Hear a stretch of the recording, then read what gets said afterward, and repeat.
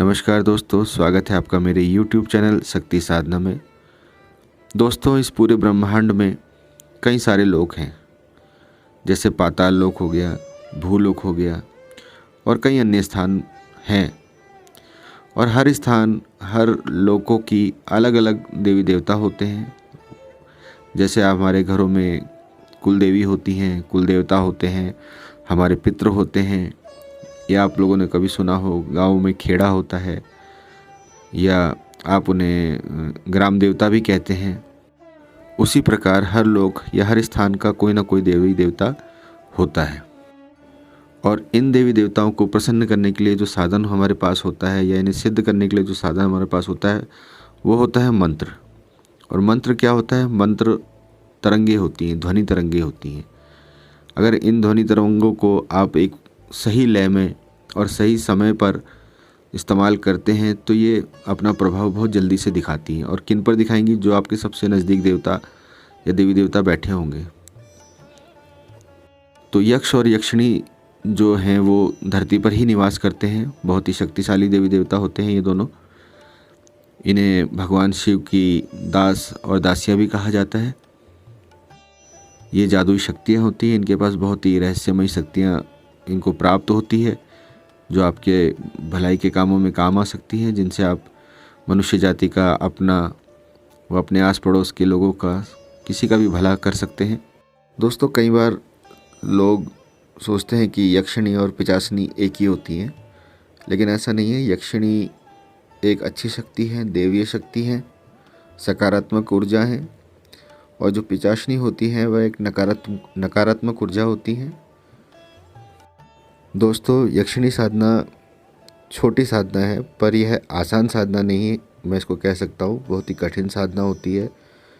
इसमें आदमी को पूरे ब्रह्मचर्य का पालन करना होता है, ज़मीन पर सोना होता है, एक टाइम उसको खाना खाना होता है, अपना मन चित्त साफ रखना होता है, और मन में पूरा दृढ़ निश्चय होना चाहिए कि मैं ये साधना करने जा रहा हूँ और अपने पद से मैं अब डगमगाऊंगा नहीं। जब तक मैं यक्षिणी को सिद्ध नहीं कर लेता तब तक मैं साधना को छोड़ूंगा नहीं। भले उसमें कुछ भी हो, कितनी कठिनाइयाँ क्यों ना आ जाएं, कितनी ही बड़ी मेरी परीक्षाएं क्यों ना हो जाए, लेकिन मैं अब इस साधना को बीच में नहीं छोड़ूंगा। इस प्रकार का जब साधक के मन में निश्चय होता है तभी उसको ये साधना करनी चाहिए। आधे अधूरे मन से की गई साधना, कोई भी साधना हो, वो आप कुछ भी कर रहे हो, कोई भी उपचार हो, कुछ भी वो चीज़ क्यों ना हो, अगर उसको आप आधे अधूरे मन से करते हो तो उसका लाभ नहीं मिलता, बल्कि उसके नुकसान ही होते हैं। तो जब भी आप किसी साधना को करने जाएं तो उसके लिए आपको पूरा विश्वास और उसमें आपकी पूरी वो इच्छा होनी चाहिए कि हाँ, मैं साधना को करूँगा और करके ही रहूँगा। दोस्तों, यक्षिणी साधना को करने से पहले अगर आप कुछ दिन पहले से, यानी 1 महीना पहले या 1.5 महीना पहले से अगर आप दुर्गा सप्तशती या दुर्गा कवच का पाठ करो तो बहुत अच्छा होगा। इससे क्या होगा कि माता दुर्गा भी आपकी रक्षा करेंगी उस साधना के बीच में, और आपका तेज बढ़ेगा। आपके अंदर जो अच्छे कर्म हैं वो बढ़ेंगे, जो आपको इस साधना में मदद करेंगे। तो दोस्तों, जब आप ये साधना शुरू करें तो आपने इसमें ब्रह्मचर्य का पालन करना है। अपने मन में बुरे विचार नहीं आने देने, क्योंकि अगर मन में भी आपके बुरे विचार आएंगे तो आपका ब्रह्मचर्य जो है वो भंग हो जाएगा। साधना के समय आपने ज़मीन पर सोना है। साधना के समय अकेले रहें ताकि आपको वहाँ साधना करते समय ध्यान लगाने में आसानी हो। और हो सके तो दिन में केवल 1 बार ही भोजन करें।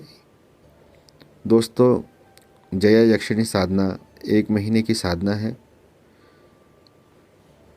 इसे आपने अमावस से शुरू करना है और अगली अमावस तक इसको आपने करना है।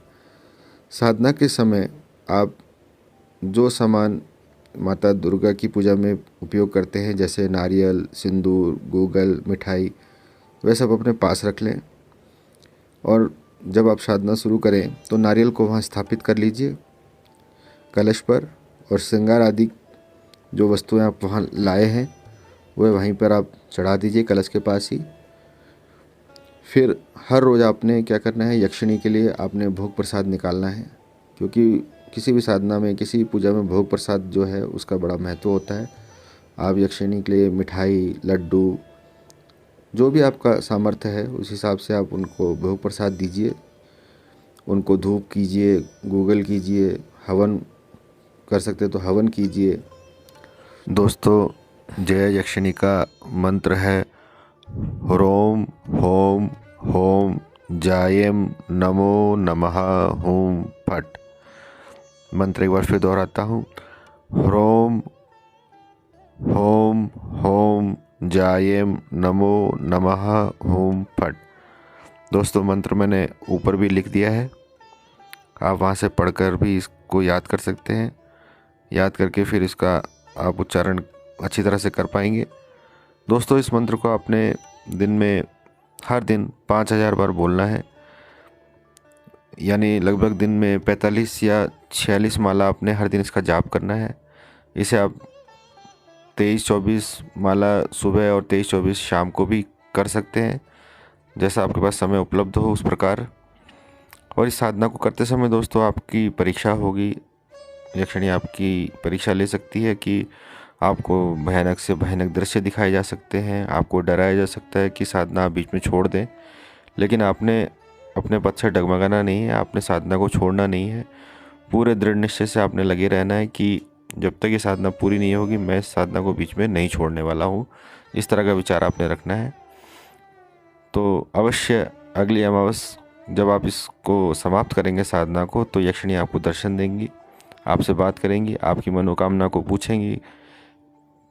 तो आपने उनके समक्ष अपनी मनोकामनाओं को रखना है, अपनी बात रखनी है कि मैंने ये साधना की है, इसलिए मैंने आपको प्रसन्न किया है और मैं इस अपने मनोरथ को पूरा करना चाहता हूँ। तो वो ज़रूर आपका यक्षिणी जो आपके मनोरथ होगा उसको ज़रूर पूरा करेंगे।